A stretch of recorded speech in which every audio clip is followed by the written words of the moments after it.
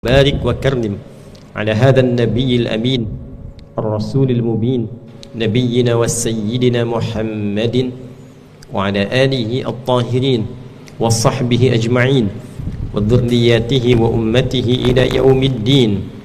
أما بعد، فيا عباد الله أحباب الله وأحباب رسوله صلى الله عليه وسلم، أوصي نفسي وإياكم بتقوى الله فقد فاز المتقون، فلا تموتن إلا وأنتم مسلمون. فقال تعالى: يا أيها الذين آمنوا اتقوا الله حق تقاته ولا تموتن إلا وأنتم مسلمون. Hadirin jemaah Jumat rahimani wa rahimakumullah, mengawali Jumat ini, mari kita senantiasa meningkatkan pujian, syukur dan takwa kita kepada Allah Subhanahu wa ta'ala. Alhamdulillah, kita masih diberikan kesempatan untuk berkehidupan hingga menunaikan ibadah Jumat ini, saat sebagian kolega, kerabat, bahkan mungkin saudara dan keluarga kita telah ada yang berpulang mendahului kita. Bagi yang telah mendahului kita, kita mendoakan semoga Allah Subhanahu wa ta'ala menerima iman, Islam dan amal solehnya. Dan bagi kita yang berkehidupan, semoga masih dibimbing oleh Allah sehingga istiqamah sampai dengan husnul khatimah.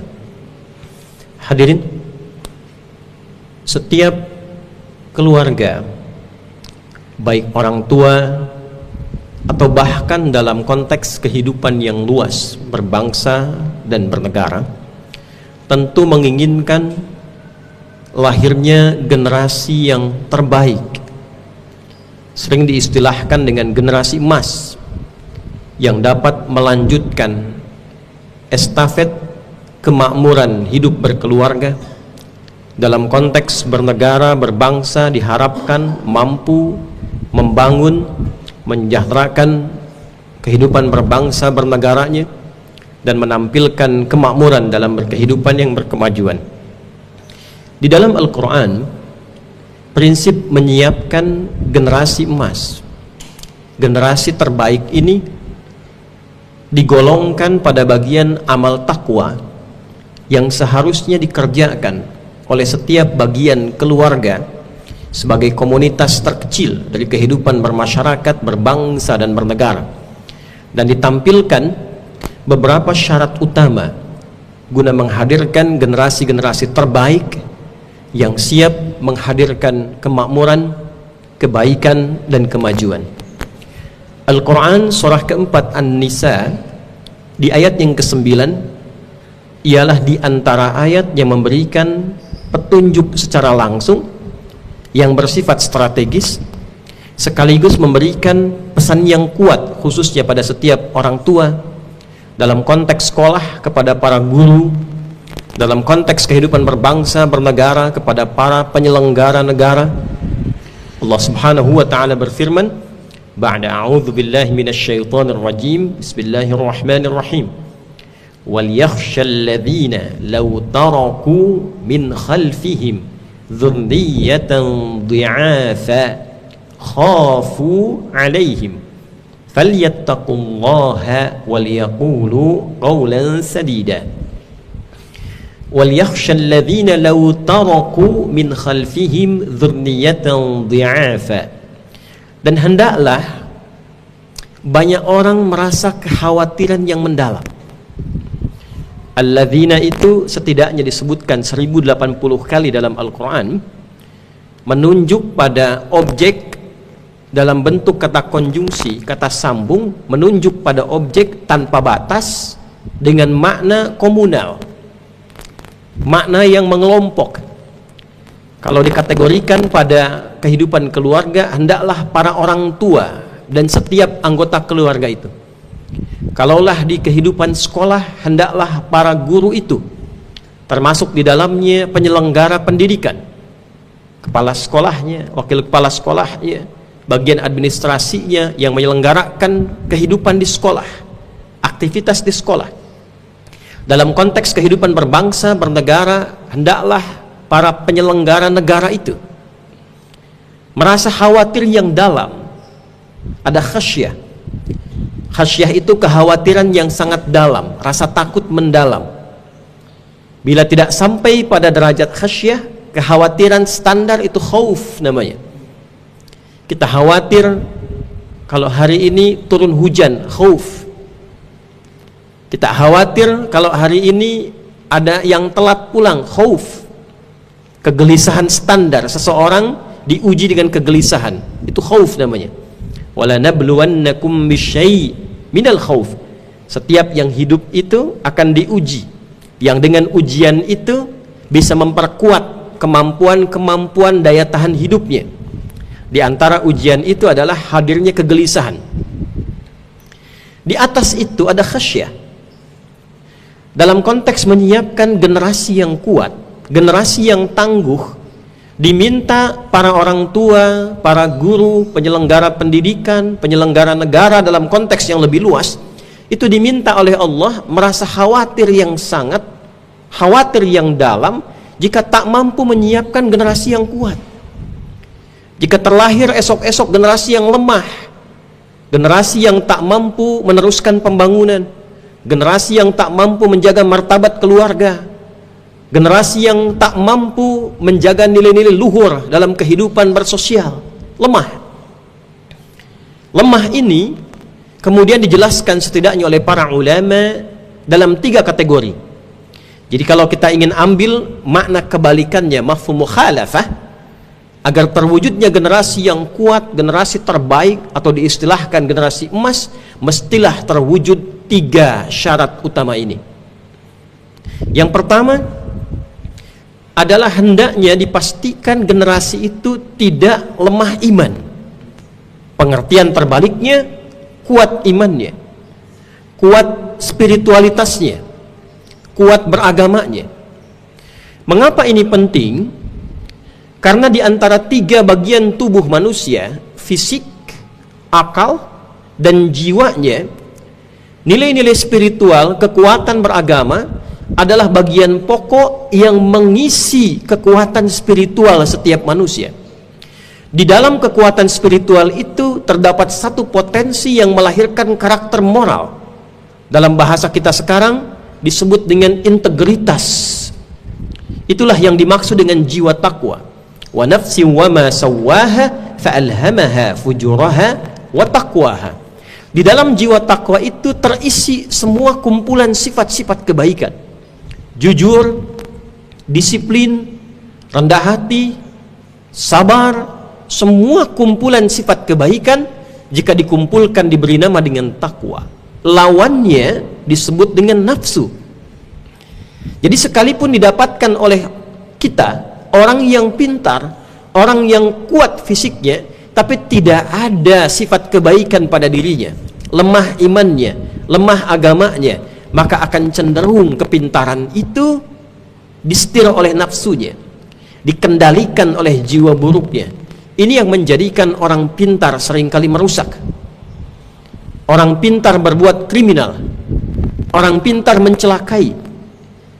Jadi jika dalam keluarga hanya disiapkan oleh orang tua anak yang pintar saja, sekolahnya tinggi, matematikanya bagus, fisikanya juara, pintar, tapi tidak pernah diisi jiwanya, tidak pernah diajarkan nilai keimanan yang mengisi jiwanya, maka setidaknya paling rendah, kalau jiwa itu tidak merusak akalnya, setidaknya akan melahirkan potensi-potensi penyimpangan pada dirinya. Paling rendah, kekhawatiran mendalam. Kami baru kembali dari Jepang. Sepintar-pintarnya orang Jepang, sangat pintar, mungkin ditemukan jenius, disiplin, tapi kalau dihadapkan pada masalah yang mengguncang karena jiwanya rapuh, seringkali kosong, maka seringkali memutuskan untuk mengakhiri kehidupannya. Gelisah mendalam, stres berat. Walaupun terlihat pembangunannya maju, tapi rapuh spiritualnya, kosong jiwanya. Demikian kalau kita mengharapkan pembangunan yang bagus, negara yang makmur. Negara makmur itu tidak cukup diisi untuk orang pintar saja, orang yang kuat fisiknya saja, tapi harus pertama kali dibangun jiwanya. bangunlah jiwanya, baru membangun raganya. Maka hadirin, karakter moral dibangun dari kekuatan spiritual, integritas dibangun dari kekuatan beragama. Al-Quran mengatakan, hendaklah orang tua merasa khawatir yang dalam kalau di dalam rumah itu anak-anak lemah agamanya, anggota keluarga lemah imannya. Sekalipun mungkin pintar, sekalipun mungkin fisiknya kuat, tapi dipastikan ketika lemah imannya, lemah agamanya, akan ada sesuatu yang tidak seimbang di masa depannya. Rapuh pondasi keluarganya, kurang baik hubungan di dalamnya, tak tertata dengan maksimal, semua ditimbang dengan kepentingan akal, semua ditimbang dengan kepentingan materi. Itu yang menyebabkan bila di satu tempat ada komunitas atau penyelenggara pemerintahan, penyelenggara di sekolah, bila orientasinya hanya ilmu saja, lemah imannya, lemah jiwanya, itu cenderung merusak pada akhirnya. Setidaknya melemahkan kemampuan spiritualnya, melemahkan kemampuan jiwanya, menghadirkan kegelisahan, menghadirkan keresahan, dan pada akhirnya bermuara pada kerusakan-kerusakan. Pertama. Kedua, hadirin, para ulama juga memberikan penguatan setelah iman itu mesti kuat dengan keseimbangan ilmunya. Kuat imannya, bagus. Tapi tak kuat ilmunya, bermasalah. Hanya akan melahirkan orang-orang yang kuat keyakinannya, tapi lemah pengetahuannya, sehingga mudah kemudian diarahkan pada tindakan-tindakan yang mungkin merusak. Perhatikanlah orang-orang yang berbuat tindakan merusak, menghadirkan teror atas nama agama misalnya, melukai orang lain, menghancurkan orang lain. Doktrin agamanya kuat, tapi didoktrin dengan ilmu yang salah, dengan pengetahuan yang keliru. Baru-baru ini muncul kasus pula, didoktrin dengan doktrin yang salah, masuk pesantren, diiming-imingi, ternyata kemudian di dalam pesantren dirusak bahkan kehormatan dan harga dirinya, lemah. Maka demikian pula jika kita menginginkan satu kehidupan keluarga yang kuat, bangsa yang kuat, negara yang kuat, berikan kekuatan pada spiritualnya sehingga punya kekuatan moral, punya integritas, saat yang sama belajar yang rajin, belajar yang sungguh-sungguh. Anak-anakku di sekolah, jika ingin menjadi sosok yang sukses di masa depan, selain rajin menghafal Quran, kuat sholatnya, belajar yang sungguh-sungguh, pelajari setiap ilmu dengan serius, jadi sosok yang pintar. Tidak ada anak yang bodoh, tidak ada murid yang bodoh, tidak ada siswa yang tertinggal. Yang ada adalah orang-orang yang tidak ingin serius dalam belajar. Allah sudah berikan pada kita kemampuan untuk mempelajari apapun. Sukses, kata Imam Asy-Syafi'i, di antara faktor pendukungnya adalah pengetahuan. Man arada dunya fa'alaihi bil ilmi. Pedagang yang sukses, pebisnis yang sukses adalah pebisnis yang mau belajar. Guru yang sukses adalah guru yang mau belajar. Kiai yang sukses, kiai yang senantiasa belajar. Pemimpin yang sukses, pemimpin yang mau belajar. Jadi kuat imannya, saat yang bersamaan kuat pengetahuannya. Yarfa'illahu alladhina amanu minkum walladhina utul ilma darajat. Allah akan berkenan mengangkat derajat, mengangkat keunggulan orang-orang yang mau meningkatkan imannya, meningkatkan kekuatan spiritualnya. Pada saat yang sama dia juga meningkatkan kekuatan intelektualnya. Yang ketiga, hadirin, para ulama menyampaikan juga jangan sampai kita meninggalkan generasi yang lemah dari sisi hartanya. Bisa diartikan kekuatan fisiknya. Ada yang mengkategorikan kekuatan fisiknya, ada yang mengkategorikan lemah dalam hartanya. Demikianlah orang tua bekerja. Kadang kita berangkat gelap, pulang gelap, mencari bekal-bekal untuk kehidupan berkeluarga. Maka dilihat, investasikan apa yang dikumpulkan itu untuk menyiapkan generasi-generasi yang kuat di masa depan. Jangan hanya memenuhi kebutuhan nafsunya saja.